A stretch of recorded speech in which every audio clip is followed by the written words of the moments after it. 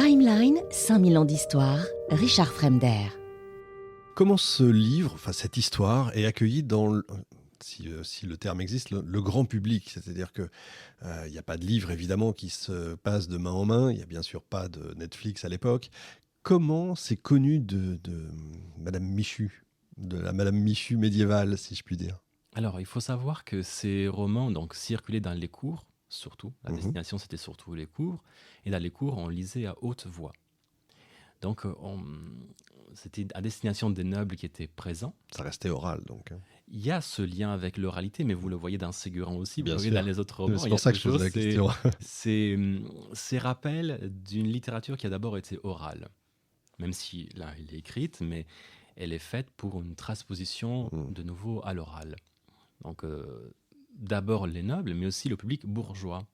Parce qu'à partir du XIIe, XIIIe siècle, la bourgeoisie, donc les habitants des bourgs, les habitants des villes, montent en puissance. Et voilà qu'ils ont les moyens de s'acheter des manuscrits. Certes, pas aussi riches que les manuscrits pour les nobles. Et on le voit, ce sont des manuscrits de plus courants, qui n'ont pas la même qualité. Mais donc ils peuvent s'acheter des livres. Et le fait de lire cette littérature qui est faite pour les nobles, qui met en scène de nobles, c'est aussi un moyen de se rapprocher de la Bien sûr. classe noble aussi. Évidemment.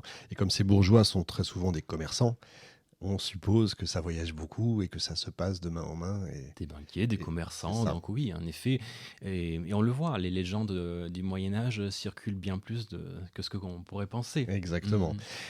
On en vient à Ségurant, qui est quand même un personnage. Quand on lit donc votre livre, je rappelle quand même le titre du livre, Ségurant, le chevalier au dragon, ce personnage est un très grand héros. En fait, si je prenais les Avengers, c'est un des grands héros de la table ronde. Il est censé être le meilleur, pas C'est juste ça, oui, oui, un des c'est- grands héros. Le pari de cet auteur a été de faire de lui le meilleur chevalier de la table ronde, alors que d'autres existaient déjà. Ouais, ça, c'est incroyable. Et il a disparu. Et il a disparu. Il a disparu pour plusieurs raisons. D'abord, il faut savoir qu'aujourd'hui, on conserve seulement une petite partie de la littérature du Moyen-Âge. On considère qu'on a perdu 90% de manuscrits du Moyen-Âge, ce qui est énorme. Terrible. Donc les incendies de bibliothèques, d'autres catastrophes ont contribué à la disparition de cette littérature, mais aussi le fait qu'après la Renaissance, la littérature chevaleresque tombe en désuétude, et ces livres ne sont plus lus. On les jette, on réutilise le parchemin. Oui, on gratte. Donc, on ne s'intéresse plus. Et c'est comme ça que ce texte a disparu.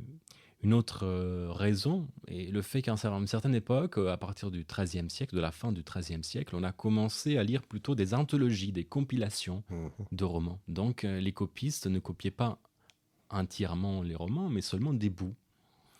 Et une dernière raison, c'est que Ségurant a souvent été associé aux prophéties de Merlin, un recueil prophétique attribué à l'enchanteur Merlin, qui a été mis à l'index des livres interdits. Oui, et là on a la religion en fait, l'intervention de la religion qui porte une grande part dans l'histoire de la table ronde quand même. Oui, c'est-à-dire que la légende arthurienne se greffe sur la religion chrétienne, en quelque sorte se greffe sur l'histoire chrétienne, puisque l'idée, surtout des romans en prose, c'est de prendre la suite des évangiles en racontant déjà comment Joseph d'Arimathie recueille le sang du Christ et puis la suite de l'histoire. Ce qui est une manière de rattacher la fiction à l'histoire chrétienne et de jouer sur ce trouble de est-ce que c'est vrai, est-ce que c'est pas vrai. Et c'est une des raisons de son succès. Des romans en prose surtout, c'est ça, c'est ce jeu avec la vérité, comme on aurait dit au Moyen-Âge, la vérité religieuse. En tout cas, leur vérité à eux, évidemment. Donc, l'Église met à l'index Merlin, évidemment, et donc, fatalement, avec l'eau du bain, si je puis dire, Ségurant passe à la trappe. Il se peut. Après, c'est toujours très difficile de découvrir les origines, mais c'est une hypothèse, en tout cas. Et vous l'avez retrouvé. Ça, moi, je trouve ça absolument passionnant. Vous me l'avez raconté, mais il faut revenir sur cette histoire parce que tout le monde n'a peut-être pas forcément entendu l'interview. Au départ, donc, vous êtes médiéviste, spécialisé, passionné, j'imagine, enfin j'espère, et vous tombez mis par hasard, en fait, sur un manuscrit. Alors, il faut dire que le personnage de Ségurant n'était pas totalement connu. Ce qui était inconnu, c'était le roman. C'est-à-dire Ouais. qu'on avait cette liste de chevaliers de la fin du Moyen-Âge, on a 150, on a aussi Ségurant à l'intérieur. D'accord, Mais en effet, on ne savait pas qu'il y avait un roman, c'est puisque, ça. comme je le dis, Ouais. il y a 150 chevaliers, mais il n'y a pas 150 romans. Les romans du Moyen-Âge, on en conserve très très peu. C'est pour ça que c'est une On découverte. peut dire que si ça se trouve, il y en a 150, mais qu'on les a pas. Je pense pas, parce que dans ces 150 chevaliers, il y a vraiment des chevaliers, les chevaliers principaux, puis il y a Ouais. des comparses, il y a D'accord, vraiment ok. c'est-à-dire que 150, c'est un regroupant tout le monde, même ceux qui font une petite apparition. D'accord, voilà. ok. Même les seconds et les troisièmes rôles. Exactement, Ok. le second et le troisième rôle. Donc, je m'intéresse à ce manuscrit qui est conservé à la bibliothèque de l'Arsenal, qui conserve les Paris. prophéties de Merlin. Oui. Mhm. Les prophéties de Merlin est un recueil prophétique attribué à l'enchanteur Merlin, écrit en Italie entre 1272 et 1273.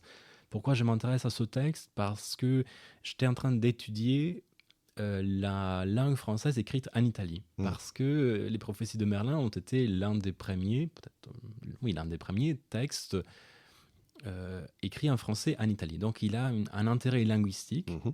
parce qu'il permet d'écrire ce français écrit hors de France. Il faut savoir que le français, à cette époque-là, est une langue en quelque sorte internationale. Écrire en français, c'est se donner la possibilité d'être lu, pas seulement en France, mais aussi en Grande-Bretagne, en Italie, un peu en Espagne. Heureux temps. Oui. Et donc, dans ce texte, il y a aussi une autre histoire. Il y a aussi l'histoire de Ségurant. Mais elle n'est pas complète. Donc, on suit ses premières aventures. Il se lance derrière poursuivant un dragon, et voilà que le texte s'arrête. Et donc là, je me suis demandé si c'était possible de trouver ailleurs les autres épisodes, s'il y en avait encore. Et c'est comme ça que j'ai mené une très grande quête. Mhm. Une Ok. autre quête du Graal. Oui, une autre quête du Graal qui a duré 10 ans parce que c'était une recherche extrêmement complexe, parce que ces épisodes pouvaient être potentiellement partout. Comme je le disais, les copistes copient des épisodes C'est ça, ouais. isolés.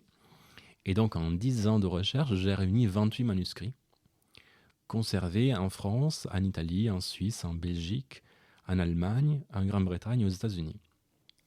Et avec ces 28 manuscrits, j'ai pu reconstituer un ensemble romanesque. Donc, je ne dis pas un roman, parce que ce n'est pas juste un roman, c'est vraiment un ensemble de plusieurs versions. C'est vraiment un texte qui a eu un tel succès que du XIIIe siècle au XVe siècle, il a été réécrit, prolongé plusieurs fois. Donc ce que j'ai reconstitué, c'est un ensemble romanesque, c'est un ensemble de versions différentes, D'accord. avec une version plus ancienne, et puis ses prolongements et ses réécritures. Et qui a été un grand succès, on le sait, pour plusieurs raisons. Tout d'abord parce qu'il y a 28 manuscrits aujourd'hui, c'est beaucoup. Il faut savoir qu'il y a des chefs-d'œuvre du Moyen-Âge que l'on conserve seulement dans 5 manuscrits, comme les Laits de Marie de France. Bien sûr. Donc, 28 manuscrits, c'est beaucoup. Et puis, on sait que des épisodes, 2, dans ce cas, ont été traduits en italien, et qu'on trouve une mention de Ségurant en anglais et 2 mentions en espagnol. Donc, cela montre vraiment que le personnage a rayonné au niveau européen, et que ça a été en quelque sorte un best-seller. C'est incroyable. Il y avait pas de livre, on est d'accord, à cette époque-là. Comment c'est vraiment diffusé uniquement par des manuscrits? Alors, il n'y a pas de livre imprimé. Oui. Bien sûr, il y avait des livres manuscrits. Les livres imprimés surgissent donc à la moitié du XVe siècle. C'est On a ça. les premiers livres imprimés. Donc, en effet, il s'agit seulement des manuscrits. Et c'est pour cela que cette quête a été compliquée, parce que chaque manuscrit est unique. Oui, bien sûr. Donc, les copistes commettent des fautes en copiant des manuscrits, font des choix aussi, c'est-à-dire parfois ne copient pas entièrement, parfois changent l'histoire. Et donc, cela crée beaucoup de textes différents. Mhm. Et donc, c'est très complexe de travailler sur ces livres manuscrits. Ouais, j'imagine.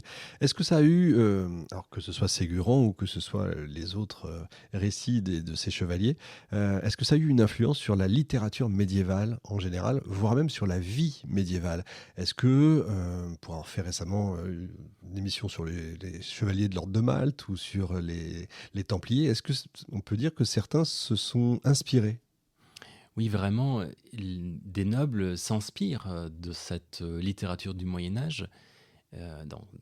parfois, il y a en fait des tournois arthuriens, donc à thème arthurien. D'accord. Voilà que les chevaliers s'affrontent, important les blasons des C'est ça. chevaliers de la table ronde. D'accord. Ou alors ils imitent les prouesses, par exemple, ils gardent un passage. Il y avait on trouve très souvent, dans Ségurin on le trouve aussi, cette coutume qui est le pas d'armes. Donc dans le pas d'armes, un chevalier se poste devant un passage qui peut être un pont, l'entrée d'un château, et défie tous les chevaliers qui passent. Ouais, ça nous rappelle les Monty Python. Oui, absolument. Grand épisode.